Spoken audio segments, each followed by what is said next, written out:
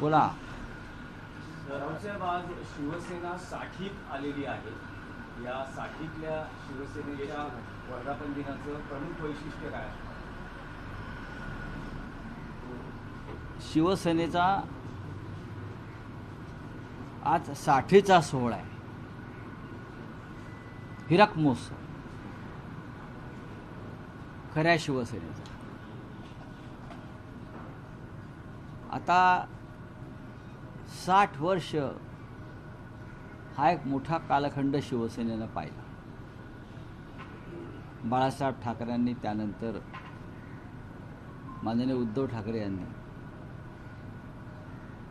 60 वर्षापूर्वी मराठी माणसाच्या न्याय हक्कासाठी स्थापन झालेली ही संघटना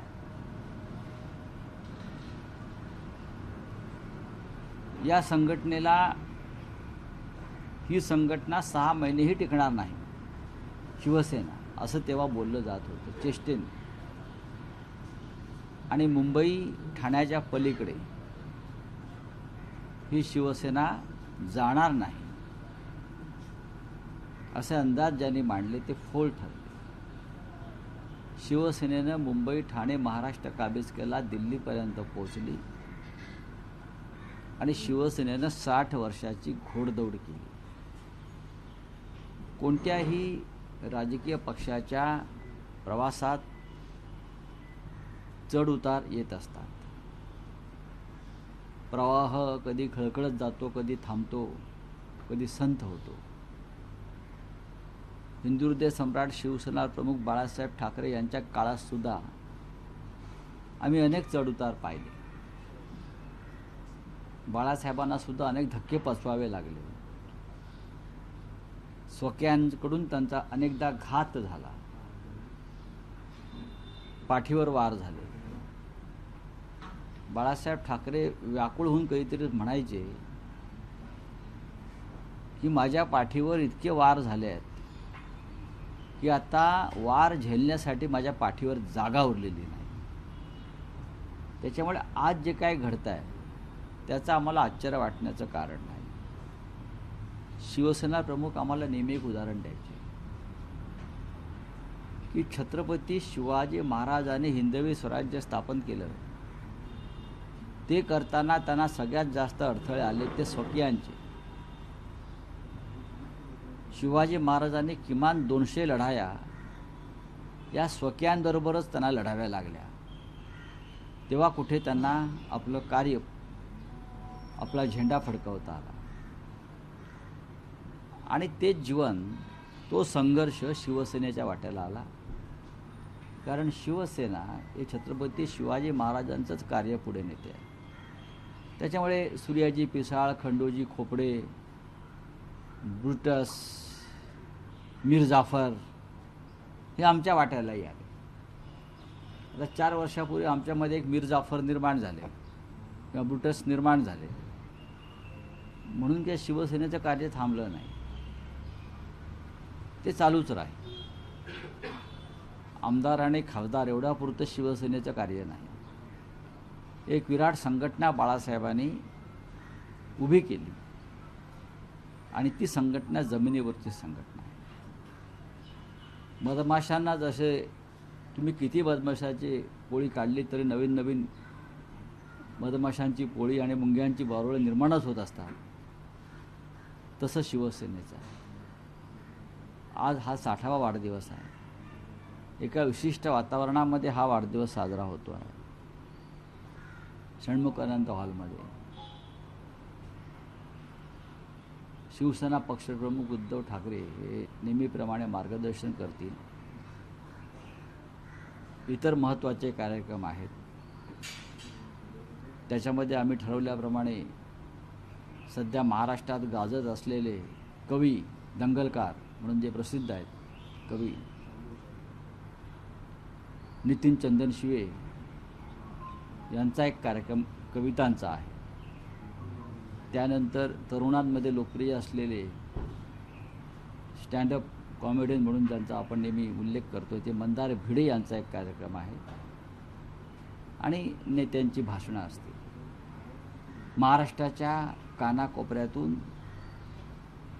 शिवसैनिक आणि शिवसेनाप्रेमी जनता ही कालपासूनच मुंबईला यायला निघालेली आहे. काही ठिकाणी शिवसैनिक हे आंदोलनामध्ये अडकलेले आहेत.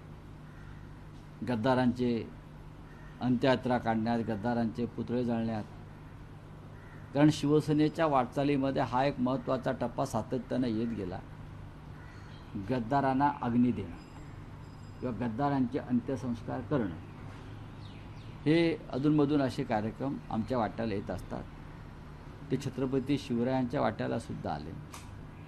ज्यांनी मोठ्या चळवळी उभ्या केल्या त्या चळवळीचे दुःख आहे. मग डॉक्टर बाबासाहेब आंबेडकरांची चळवळ असेल, शिवसेनेची चळवळ असेल किंवा शरद पवारांची संघटना असेल, प्रत्येकाला या संकटातून जावं लागलं.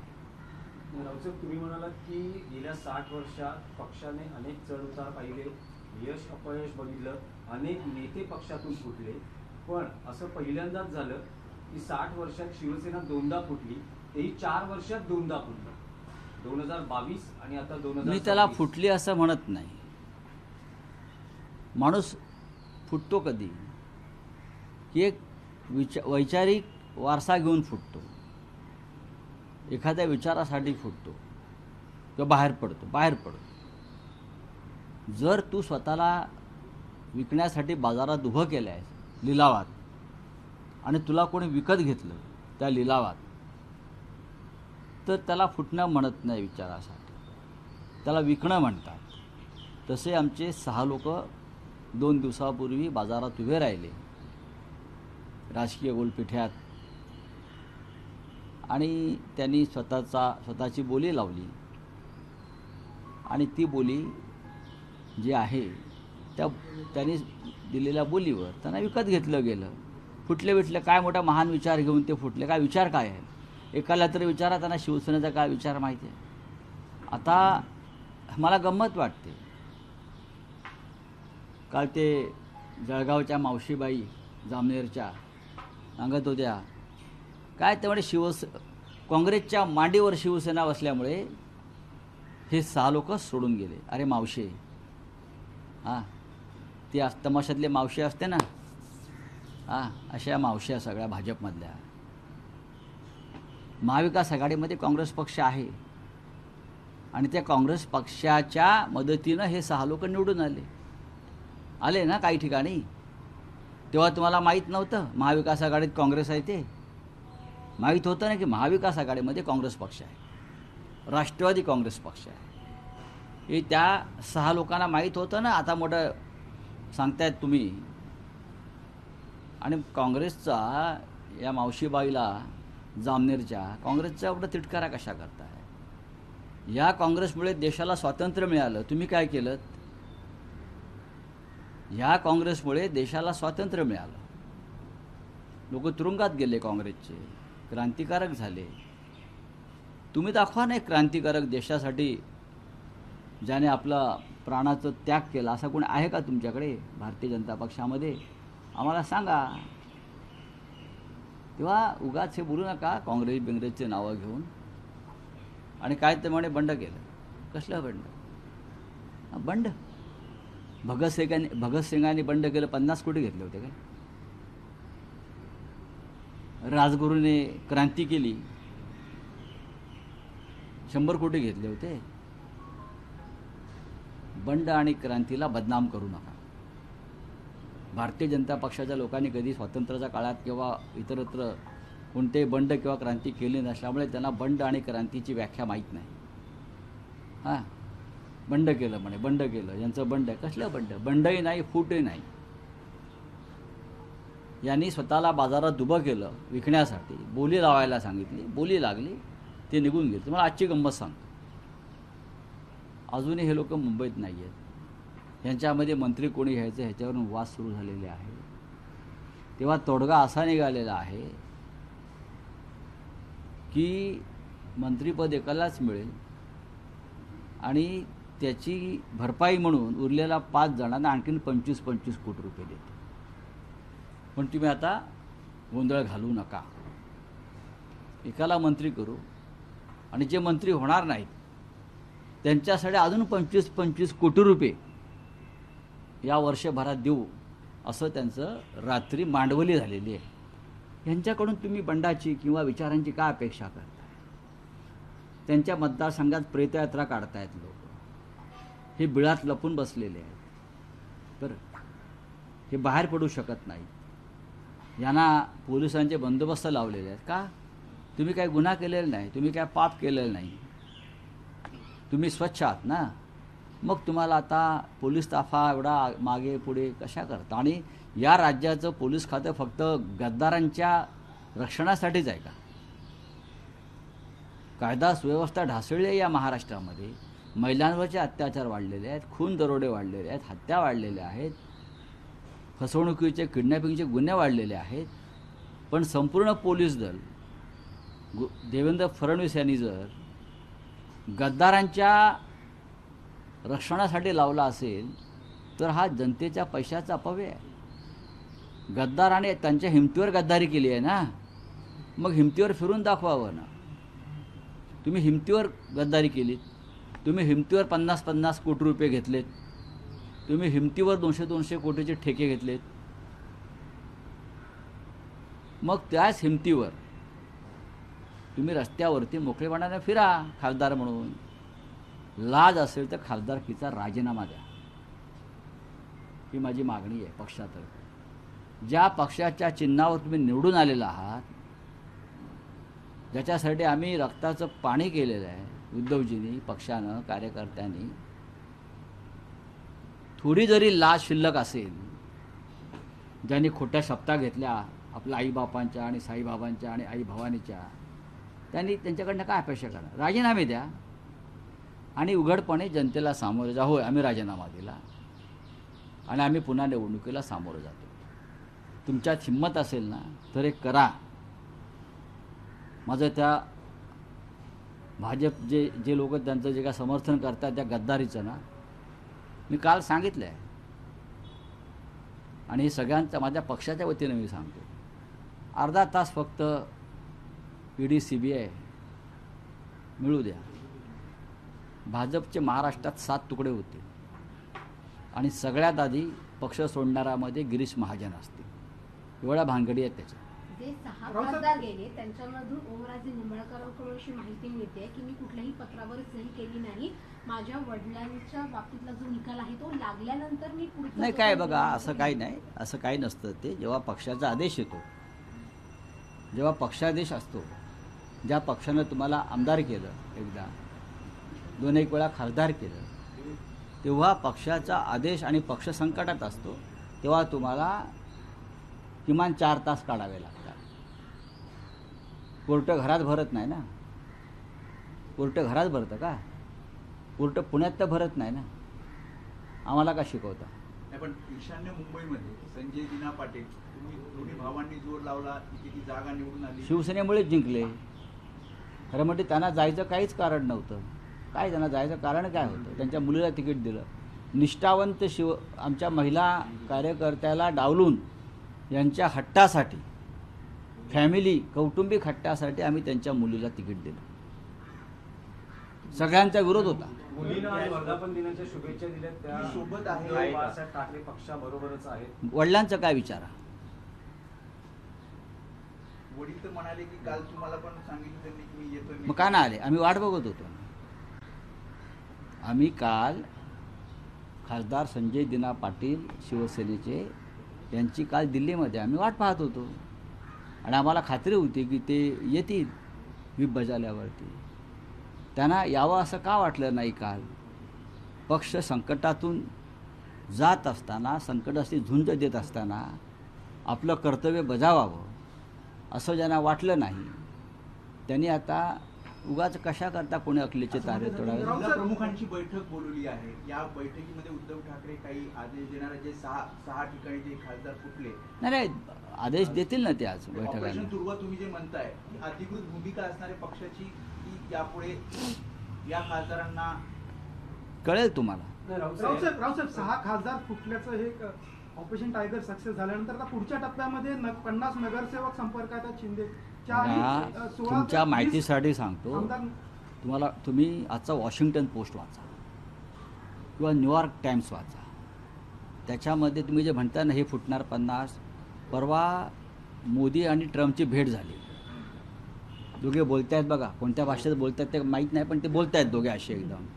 त्यात मोदी ट्रम्पला सांगतायत, बाबा ट्रम्प सावध, तो शिंदे इकडे येतो आहे, तुझे 40 खासदार फोडतोय म्हटलं. असं मोदींनी ट्रम्पला सांगितलं आहे. तुम्ही जे प्रश्न विचारताय ना ते निरर्थक आहे. नाही, राऊत साहेब, यातलं एक असं काय कोण आहे 50 फोडणार, 60 फोडणार? ज्यांना विकत जायचं आहे ते कुठेही जातील ना, यांची काय हिंमत नाही फोडण्याची. मी मगासपासून म्हणतोय ना, सत्तेवरती बसलेला आहात. ठेकेदारीचा आणि महाराष्ट्राचा लुटीचा पैसा आहे. हा लुटलेला पैसा, अमर्याद पैसा तुमच्याकडे आहे. त्या पैशाचा हा माज आहे. हा माज उतरला जाईल. नाही, राऊत साहेब, या एक व्यापक स्तरावर विश्लेषण असं केलं जाते की लोकसभेत नारी शक्ती विधेयक, त्यानंतर डिलिमिटेशन विधेयक, अशी जी महत्वाकांक्षी विधेयकं होती, जी अमित शहांची विधेयकं मानली जात होती, ती मंजूर करण्यासाठी स्वतः अमित शहांनी प्रादेशिक पक्षाच्या नेत्यांना फोन केले होते. अगदी ममता बॅनर्जी, उद्धव ठाकरे आणि अन्य स्टॅलिन पासून सगळे, या कोणीही त्यांना सहकार्य केलं नाही.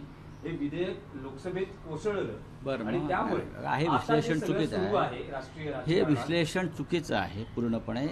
नंबर त्यांना गेमसाठी हे सगळं मग सुरू आहे. नंबर गेमसाठी आम्ही आमच्या पक्षाचा बळी द्यायचा का? तुमच्या नंबर गेमसाठी आम्ही आमच्या प्रादेशिक अस्मितेचा बळी द्यायचा का?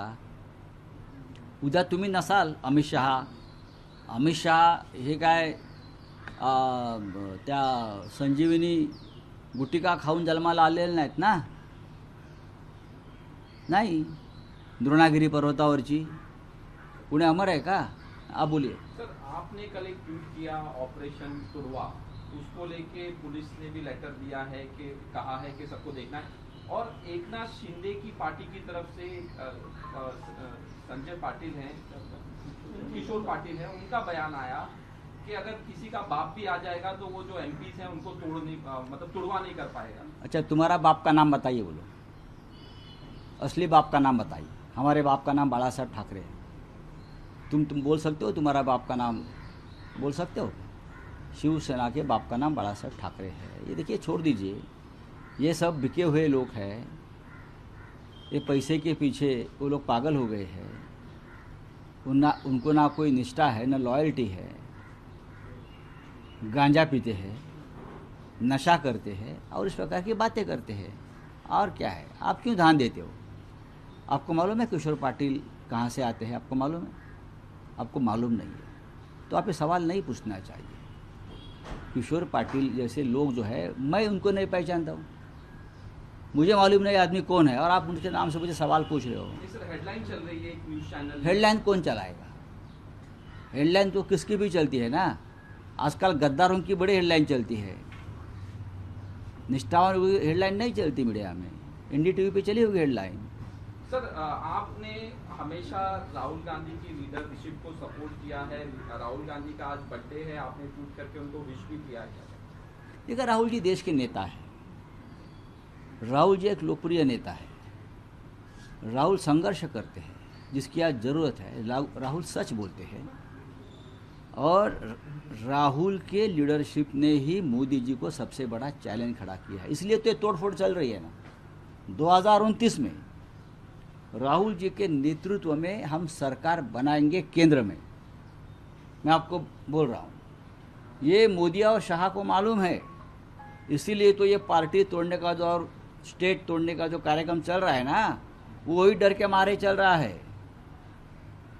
2029 में हम सरकार बनाएंगे राहुल जी के लीडरशिप में, दिल्ली में, केंद्र में. ये डर है ये लोगों के मन में. इसलिए राहुल जी को आज पूरा देश, उनका जो आज बर्थडे है, जन्मदिन है, पूरा देश उनको शुभकामनाएं दे रहा है कि राहुल जी आगे बढ़ो, हम आपके साथ हैं. सर, MP तोड़ने का से काम भी- हो रहा है देश में, जो तोड़ने का काम हो रहा है पंजाब के बाद बंगाल के बाद महाराष्ट्र, और ये जो सारी तोड़ने का काम हो रहा है, आपके पॉलिटिकल एक्सपीरियंस से आपको क्या लगता है कि ये क्यों किया जा रहा है? तोड़फोड़ ये इसलिए कि ये बीजेपी डरी हुई है. 2029 तक वो किसी रीजनल पार्टीज को कांग्रेस के साथ जो काम कर रहे हैं उनको नहीं रखना चाहती।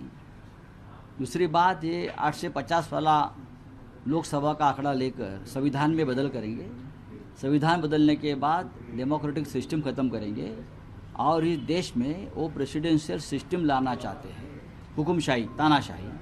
इसलिए सब चल रहा है, लेकिन हमें होने नहीं दें। सर, कल सुनेत्रा पवार जाके अमित शाह से मिली। अब ये भी हो रहा है कि जो शरद पवार के एमपीज हैं उनको भी यही काम है ना दिल्ली वालों का, तोड़ने का। और किसको किसको मैंने बोला ना, कल मोदी और ट्रम्प की जो मीटिंग हो गई, आपने फोटो देखा होगा।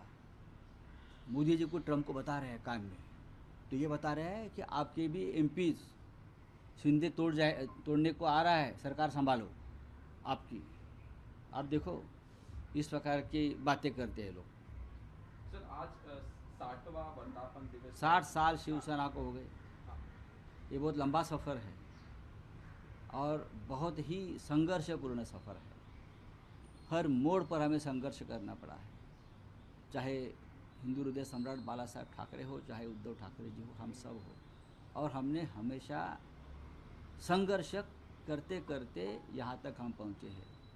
कितने बार हमारे पीठ पर घाव हमने झेले हैं। आगे से कोई घाव नहीं करेगा, हिम्मत नहीं होगी। जो घाव हुए हमारे पीठ पर हो गए, कल तक हो रहे हैं, आगे भी हो गए, लेकिन हम आगे जाएंगे। महाराष्ट्र में और केंद्र में हमारी सत्ता आएगी, तब हम उनको दिखाएंगे क्या है। चलिए, थैंक यू। तुमचा वर्धापन दिन 16 षण्मुखानंदमध्ये साजरा होतो। दुसऱ्या गटाचा नेस्कोमध्ये त्या गटाच्या त्यांचा एखाद्या गटाचा असेल, त्यांचा तिसरा किंवा चौथा त्यांच्या गटाचा आहे, बरं का. पण त्यांचा गट या दिवशी नव्हता स्थापन झाला. अमित शहाला त्यांची जन्मपत्रिका त्यांच्या गटाची अमित शहाकडे आहे. तर अमित शहाला कुंडली बघायला सांगा, त्यांचा जन्मदिवस नक्की कधी आहे. आज शिवसेनेचा वर्धापन दिन आहे. म्हणजे हिंदू हृदय सम्राट बाळासाहेब ठाकरे यांनी जी शिवसेना स्थापन केली त्याचा 60वा आहे. आता तुम्ही जे म्हणताय काय आहे, तर त्याचे जे कुंडल्या आहेत, जन्मतारखा, जन्मदाखले, जन्मवेळ, कुठल्या इस्पितळात ही पोरं जन्माला आली, त्यांचा आईबाप कोण, हे अमित शहाकडे सगळी कुंडली आहे. त्यांना अमित शहाना विचारावं लागेल त्यांना की नक्की ते चुकीच्या मुहूर्तावर करतायत ते लोक. त्यांचा तो आजचा दिवस नाही आहे त्यांचा. आणि खरं म्हणजे त्यांचा जो जन्मदिवस आहे हा त्यांनी एकतर सुरतमध्ये करायला पाहिजे, नाही तर गुवाहाटीला केला पाहिजे. कारण त्यांचा जन्म तिकडे झालेला आहे ना, इथे कसं काय करून चालेल. ते काय ती लोकांना फसवत आहेत. राव साहब, शिवसेना का 60वां वर्धापन दिन, आपके पास लाखों यादें होगी बाला साहब ठाकरे की, लेकिन मेरी पूरी ज़िंदगी बाला साहब के साथ गई. मेरा पूरा जीवन शिवसेना में गया. हम बचपन से बाला साहब के साथ रहे. इतनी यादें हैं. एक महान व्यक्तिमत्व रहा, हमारा जैसे लोगों को उंगली पकड़कर राजनीति में लाया, यहाँ तक पहुँचाया. ऐसा नेता फिर देश में पैदा नहीं होगा. निष्ठावंत और ऑपरेशन तोड़ेंगे जो आपने कल कहा, उसके लिए कैसे, वो कैसे देखें? देखिए, शिवसेना ये निष्ठावंतों की एक फैक्ट्री है. चाहे कितने भी गद्दार बेईमान निर्माण हो जाए, लेकिन उससे ज़्यादा संख्या में इस पार्टी में निष्ठावंत पैदा होते हैं और काम करते रहते 22 हैं. तारीख को जो है, जो एमपीज आपके जा रहे हैं वो दिल्ली जाएंगे और जाएंगे। अपना समर्थन देंगे, ये जाने इस तरह की खबर आ रही है, एक पत्र भी दिया है। अरे आने दो ना, उसमें क्या है, जाने दो ना. अब वो हमारे नहीं रहे हैं. उसने अपने आप को बेच दिया है, अपनी कीमत उसने बना दी है. 50 करोड़, 60 करोड़. अभी बोला ना मैंने, अभी एक मंत्री के लिए 6 लोगों में झगड़ा चल रहा है, कौन मंत्री बनेगा. तो एकनाथ शिंदे के बेटे ने प्रस्ताव रखा है, एक मंत्री बनेगा, बाकी तो 5 बचे हैं उनको 25-25 करोड़ में ज़्यादा दूंगा. अब झगड़ा मत करो. जो बच्चों को देता ना चॉकलेट, वो करोड़ों में ही बोलते हैं ना. लूट का पैसा है, डकैती का पैसा है.